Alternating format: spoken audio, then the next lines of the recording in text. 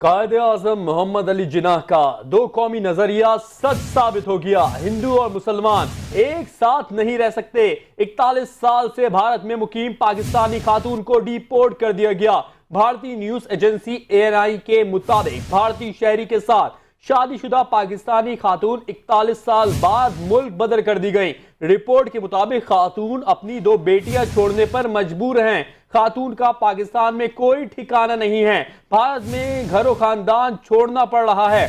خاتون کا یہ کہنا ہے کہ پہلگام حملے کی اجتماعی سزا ہم سب کو دی جا رہی ہے۔ حملے سے ہمارا کوئی تعلق نہیں، پھر ہمیں بھارت سے کیوں نکالا جا رہا ہے؟ ادھر بھارت سے پاکستانی شہریوں کی بے دخلی دیکھ کر بھارتی جنونی انتہا پسند انتہائی خوش ہیں۔ واضح رہے کہ اس سے قبل اوڈیشہ پولیس نے گزشتہ 35 سال سے بھارت میں مقیم پاکستانی خاتون شردا بائی کو فوری طور پر ملک چھوڑنے کا حکم دیا تھا۔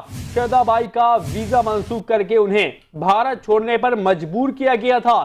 پولیس نے خبردار کیا کہ اگر انہوں نے حکم کی تعمیل نہ کی تو ان کے خلاف قانونی کارروائی کی جائے گی۔ یہ اقدام کشمیر کے پہلگام میں ہونے والے دہشت گرد حملے کے بعد پاکستان کے خلاف اٹھائے گئے غیر عسکری اقدامات کا حصہ ہے۔